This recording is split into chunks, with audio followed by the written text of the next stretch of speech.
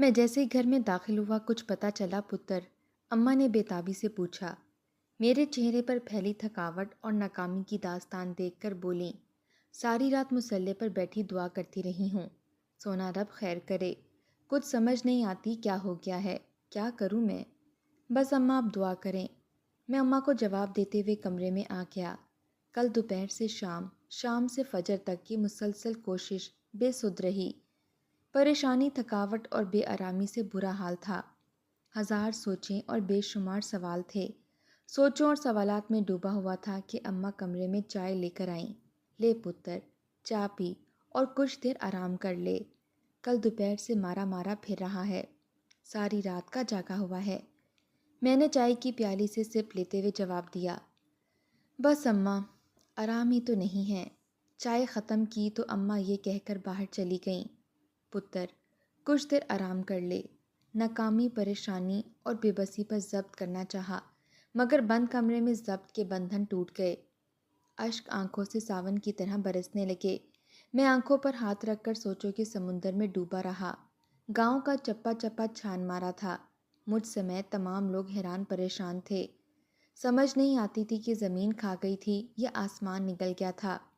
عجیب بے بسی کا احساس ہو رہا تھا۔ کاش ایسا نہ ہوتا، کاش مجھ پر ذمہ داری نہ ہوتی۔ یہ ذمہ داری میرے کندھوں پر کیسے آئی تھی؟ گزرے ماؤں سال کے سارے مناظر آنکھوں کے سامنے گردش کر رہے تھے۔ میری اور ساجد کی گہری دوستی تھی، کیونکہ میری امی اور ساجد کی امی کی آپس میں گہری، بہت گہری دوستی تھی، بلکہ آپس میں سگی بہنوں جیسا پیار تھا۔ ہم دونوں بچپن سے کٹھے اسکول جاتے تھے، کیونکہ ہمارے گھر بھی قریب تھے۔ ہماری ماؤں کی طرح ہمارے ٹیچرز کو بھی ہماری جوڑی پسند تھی۔ پڑھائی میں ہم دونوں تیز تھے، ایک دوسرے پر سبقت لے جانے کی جستجو میں شوق سے پڑھتے اور مزید محنت کرتے۔ 8ویں کے امتحان میں 2 ماہ باقی تھے۔ ٹیچرز ہم دونوں کو وظیفے کے امتحان کے لیے بھرپور تیاری کروا رہے تھے۔ ہمارے بارے میں سب ٹیچرز کی رائے تھی کہ ہم دونوں ضرور وظیفہ حاصل کریں گے، اسکول کا نام بھی روشن کریں گے۔ ہمارے ارادے بلند اور آنکھوں میں ڈھیروں خواب تھے۔ ہم خوابوں کو تعبیر میں بدلنے کا عزم رکھتے تھے۔ ہماری تیاری عروج پر تھی، مگر وہ ہو گیا جو ہمارے وہم و گمان میں بھی نہیں تھا۔ ساجد کے باپ کا قتل ہو گیا۔ پرانی دشمنی چلی آ رہی تھی، وہ دشمنی کی بھیڑ چڑھ گیا۔ دیہاتوں میں اکثر خاندانوں کو دشمنیاں وراثت میں ملتی ہیں، جو آنے والی نسلوں کو تباہ و برباد کرتی رہتی ہیں۔ ایک قیامت تھی جو ٹوٹی تھی، اور اس میں بہت کچھ ٹوٹ گیا۔ ساجد گھر کے معاملات میں الجھ گیا۔ وہ بڑا تھا، اس سے چھوٹی 4 بہنیں تھیں۔ اس نے اپنے کچھ دور پار کے رشتہ داروں، نمبرداروں سے مل کر کیس چلایا۔ اس کا کوئی خاص قریبی رشتہ دار تو تھا نہیں جو مدد کو آتا۔ اسی دوران امتحان آ گیا۔ میں نے بارہا کہا کہ امتحان میں بیٹھو، مگر وہ اپنے گھریلو مسائل میں الجھا رہا اور امتحان میں نہ بیٹھا۔ میرے سارے پرچے اچھے ہوئے تھے، رزلٹ میری توقع کے عین مطابق آیا۔ مجھے وظیفہ ملا، سب ٹیچرز بہت خوش تھے۔ جب یہ خوشخبری اماں کو سنائی تو اماں بھی بہت خوش ہوئی اور کہنے لگی، پتر، یہ میری درباروں اور مزاروں پر مانی منتوں کا نتیجہ ہے۔ اماں، میری محنت کہاں گئی؟ میرے سر پر شفقت سے ہاتھ پھیر کر اماں کہنے لگی، پتر، انسان محنت کرتا ہے اور اللہ پھل دیتا ہے۔ انسان کو وہی کچھ ملتا ہے جس کی وہ کوشش کرتا ہے۔ ساجد کیس میں الجھا رہا کہ اس کی پیروی کے لیے گھر کی کوئی نہ کوئی چیز بکتی رہتی تھی۔ جب اس کو میرے رزلٹ کا پتہ چلا تو وہ بہت خوش ہوا، مجھ سے ملنے آیا، مجھے مبارکباد دی اور کہنے لگا، تجھے بانگی ککڑ کھلاؤں گا، کاش تو بھی امتحان دیتا، کتنا مزہ آتا نا، اگر ہم دونوں کو وظیفہ ملتا۔ ارے انسان کے ارادے کچھ ہوتے ہیں اور ہوتا کچھ اور ہے۔ بس زندگی نے یہ امتحان لینا تھا میرا۔ وقت کب ٹھہرتا ہے، وقت گزر جاتا ہے۔ میں انٹر کر چکا تھا اور فارغ تھا۔ ساجد سے میری دوستی مزید پختہ ہو چکی تھی۔ اکتوبر کے دن تھے، نکھری نکھری دھوپ تھی۔ ساجد کی بیٹھک پر آیا ہوا تھا، وہ میرے سامنے والی چارپائی پر بیٹھا تھا۔ ابھی تک کیس چل رہا تھا، سہولت کارڈ جیل میں تھا اور اصل ملزم اشتہاری ہو چکا تھا۔ کیس پر بہت پیسہ لگ چکا تھا۔ اب ساجد کے گھر صرف ایک گائے باقی رہ گئی تھی اور سارے جانور بک چکے تھے۔ کیس شیطان کی آنکھ کی طرح طویل ہوتا جا رہا تھا۔ اور کچھ فائدہ بھی نہیں ہو رہا تھا۔ کیا ہی بہتر ہے کہ تم صلح کر لو، ان سے ہٹ جانا لے لو، میں نے ساجد سے کہا۔ یہ بات تم نے کی ہے، کوئی اور کرتا تو میں اسے بتاتا۔ ساجد کے لہجے میں غصہ تھا۔ لوگ کیا کہیں گے؟ ساجد نے باپ کا خون بیچ دیا؟ دیکھو ساجد، لوگ تو باتیں کرتے رہتے ہیں نا، انسان کو اپنا نفع نقصان دیکھنا چاہیے، میں نے اسے سمجھاتے ہوئے کہا۔ ساجد پر حالات کا بہت زیادہ اثر ہوا تھا۔ چھوٹی چھوٹی باتوں پر غصے میں آ جانا اس کا معمول بن گیا تھا۔ ساجد کی اماں، جسے میں خالہ کہتا تھا، وہ مجھے اکثر کہتی رہتی تھیں، اس کا خیال رکھا کرو، کہیں غصے میں نقصان نہ کر بیٹھے۔ مجھے خود بھی اس بات کا خدشہ رہتا تھا۔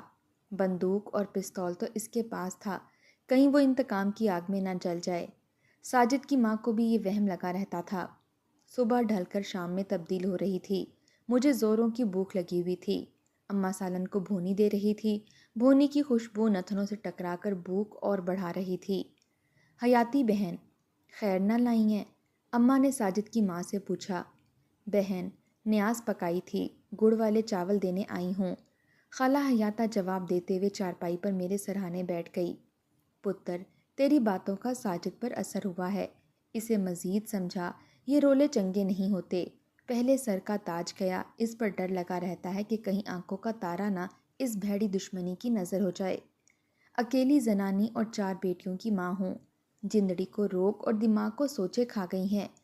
وہ درد رسیدہ لہجے میں بتاتی اور ہاتھ سے آنکھوں کا پانی صاف کرتی رہتی۔ خالہ کو پریشان دیکھ کر میرا کلیجہ کٹ رہا تھا۔ کاش میرے بس میں ہوتا تو سارے جہاں کی خوشیاں خالہ کے قدموں میں ڈھیر کر دیتا۔ پتر تو چاول کھا، میں بھی کیا اپنے غموں کی پٹاری کھول کر بیٹھ گئی ہوں؟ خالہ نے یہ کہتے ہوئے چاول کی بڑی سی پتیلی والی پرات میرے سامنے رکھ دی۔ میں، اماں اور خالہ مل کر چاول کھانے لگے۔ چاول بڑے مزیدار تھے۔ خالہ نے تھوڑی دیر بعد ہاتھ روک لیا۔ اماں بھی اٹھ کر چولہے چوکی کرنے چلی گئی۔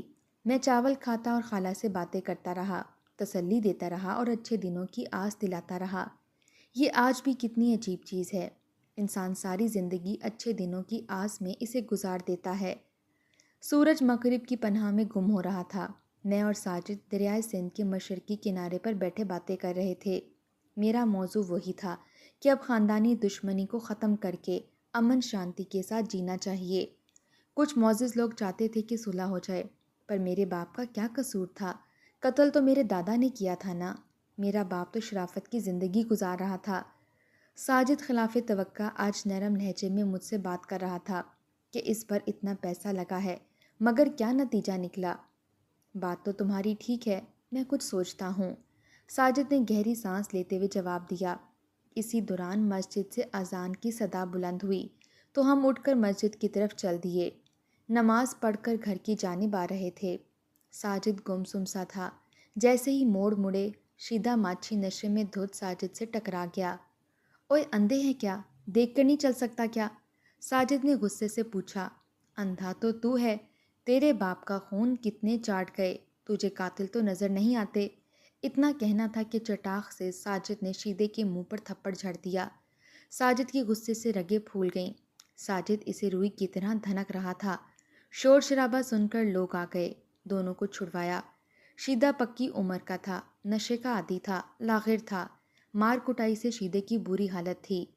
ساجد غصے سے بھرا ہوا تھا۔ ہم دونوں گھر کی جانب چل دیے۔ میرا گھر پہلے آتا تھا۔ جب گھر آیا تو میں نے ساجد کو شام کے کھانے کے لیے روکنا چاہا، مگر وہ نہ رکا۔ لوگ مجھے بغیرت سمجھتے ہیں، اب میں غیرتی بن کر دکھاؤں گا۔ وہ غصے میں تھا اور بڑبڑا رہا تھا۔ مجھے خدشہ تھا کہیں کوئی نقصان نہ کر بیٹھے۔ میں اس کے ساتھ چل دیا۔ ہم گھر پہنچے تو لڑائی کی خبر خالہ حیاتہ تک پہلے ہی پہنچ چکی تھی۔ وہ پریشان دروازے پر کھڑی تھی۔ میری اماں کو بھی پتہ چلا، وہ بھی تھوڑی دیر بعد وہاں آ گئی۔ سب پریشان تھے۔ ہم سب ساجد کو سمجھاتے رہے کہ ایسے لوگوں کے منہ نہیں لگنا چاہیے۔ رات گئے تک میں اور اماں وہیں بیٹھے رہے۔ ساجد کی بہنوں کے چہرے پر رنج و غم کے سائے چھائے ہوئے تھے۔ اپنوں کو پریشان دیکھ کر کتنی اذیت ہوتی ہے، یہ دکھ الفاظوں میں بیان نہیں کیا جا سکتا۔ میں اور اماں بوجھل قدم لیے اپنے گھر آ گئے۔ اسی اثنا میں میرے ماموں عمر سعودی عرب جا رہے تھے۔ اماں بہت خوش تھیں۔ میں اور اماں ماموں سے ملنے سرگودا آئے ہوئے تھے۔ میں ساجد کو اکیلا چھوڑ کر نہیں آنا چاہتا تھا، مگر مجبوری تھی۔ اماں بار بار اپنے بھائی سے تاکید کر رہی تھی کہ وہاں جا کر میری بہن حیاتہ کے لیے ضرور دعا کرنا کہ ان کی مصیبتیں ٹل جائیں، ان کی ساری پریشانیاں ختم ہو جائیں۔ اگلی صبح ماموں کی فلائٹ تھی۔ گاڑیاں بھر کر ماموں کو الوداع کرنے ہم گئے۔ رخصتی کے وقت اماں نے پھر ماموں سے اپنی منہ بھولی بہن حیاتہ کے لیے خصوصی دعا کی درخواست کی۔ دن بھر اور رات گئے تک میں اپنے کزن کے ساتھ سرگودا کا بہت کچھ دیکھ چکا تھا۔ یہاں تو دل لگ گیا تھا، مگر جمعرات کی صبح اماں نے کہا تھا کہ واپس جانا ہے۔ جمعرات کی شام اماں نے بلوٹ شریف شاہ عیسیٰ کی دربار پر جانا تھا۔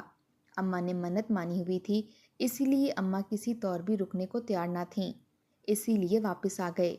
عصر کے وقت اماں دربار پر چلی گئیں۔ تھکن کی وجہ سے سونے کے لیے میں لیٹ گیا۔ نیند غالب تھی، حالانکہ اماں عصر کے بعد سونے نہیں دیتی تھیں۔ اماں کا کہنا تھا کہ عصر کے بعد سونا گھر میں نحوست لاتا ہے۔ ابھی ٹھیک سے اونگ بھی نہیں لگی تھی کہ اماں کی آواز کانوں میں پڑی، اٹھ پتر۔ اماں اتنی جلدی آ بھی گئیں؟ میں نے حیرانگی سے پوچھا۔ ساجد کا پھر سے شیدے سے رولا ہو گیا ہے، جا تو جا، اسے جا کر سمجھا بجھا، میں مزار پر جا رہی ہوں۔ اماں مجھے تاکید کرتی ہوئی چلی گئیں۔ شام پر پھیلا چکی تھی۔ میں ساجد کے گھر گیا تو وہ گھر پر نہیں تھا۔ خالہ بھی بہت پریشان تھیں۔ مجھے خالہ نے بتایا کچھ رشتہ دار ساجد کو بھڑکا رہے تھے کہ ساجد کو باپ کا بدلہ لینا چاہیے۔ میرا ایک ہی پتر ہے، بہت دل گھبراتا ہے۔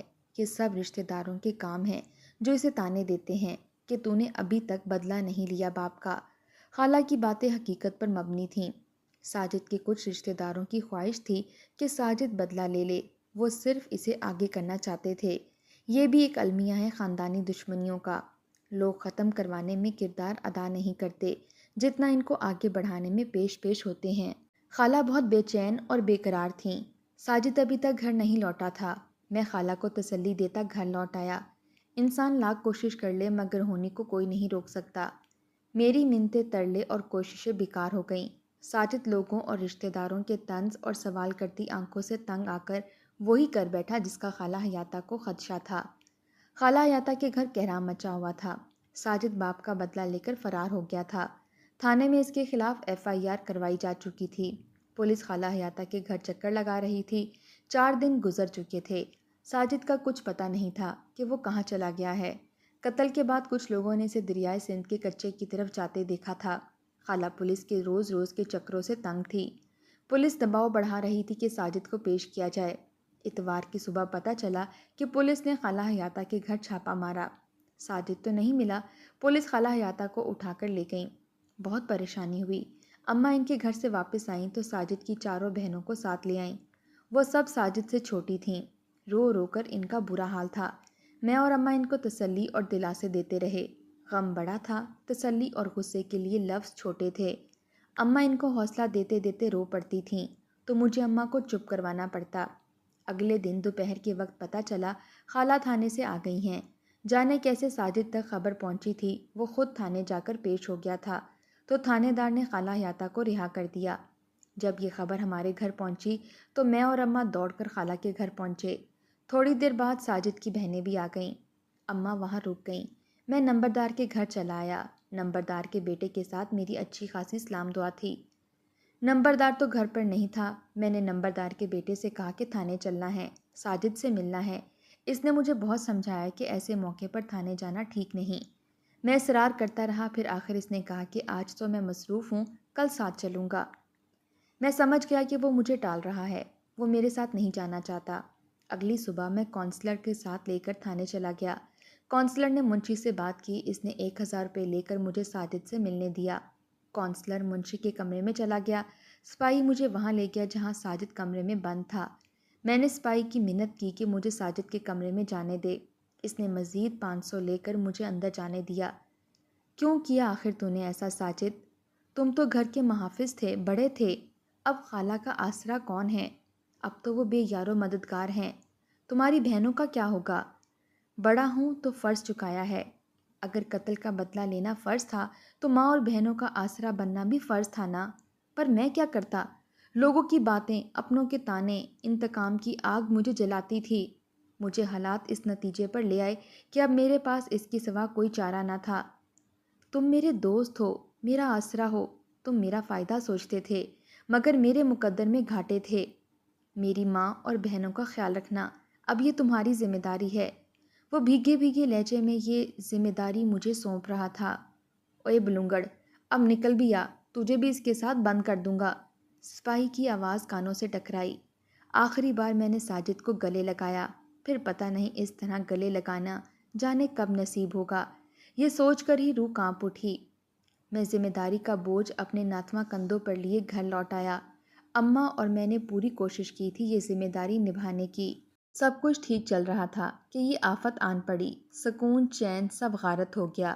کل اسکول سے واپس ثروت گھر نہیں پہنچی تھی۔ پورا گاؤں چھان مارا۔ سب لوگ حیران پریشان تھے، گاؤں میں خوف پھیلا ہوا تھا۔ کل دوپہر سے رات اور رات سے صبح تک تلاشا کیا مگر ہر کوشش ناکام گئی۔ میں اب کمرے میں لیٹا حالات و واقعات پر غور کر رہا تھا۔ کاش ساجد جیل میں نہ ہوتا۔ اتنے میں کمو موچی کا بیٹا مجھے بلانے آ گیا۔ وہ چھوٹا سا گول مٹول سا بچہ تھا۔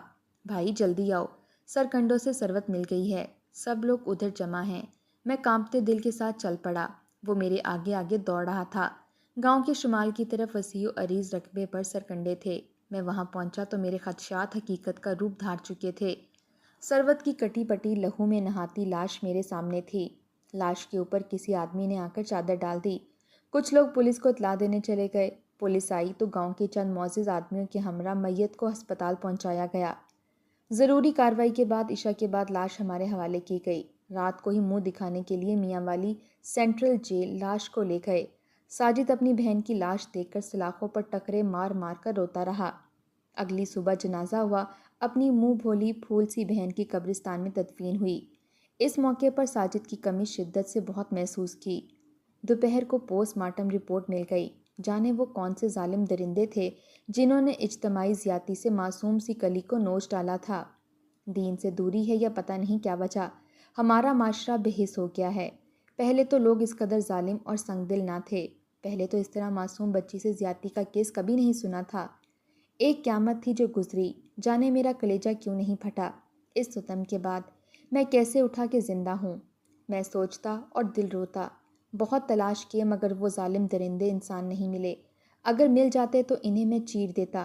ان کو زندہ رہنے کا کوئی حق نہیں تھا۔ وہ میری آنکھوں سے اوجھل تھے، اسی لیے آنکھیں برستی تھیں۔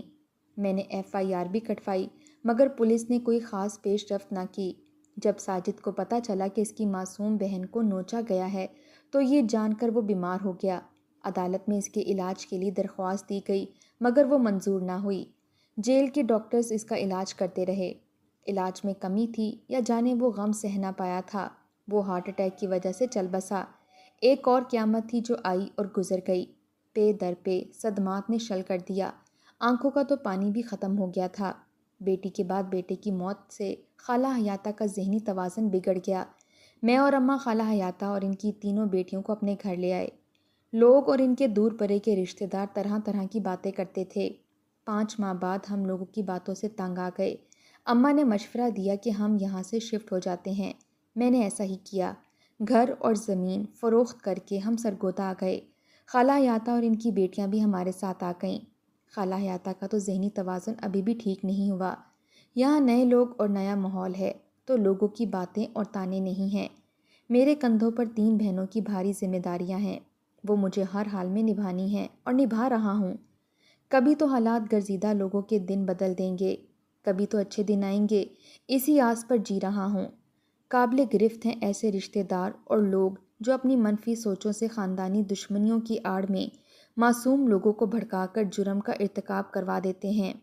اللہ سب کو ایسے شیطان سے، درندوں سے محفوظ رکھے۔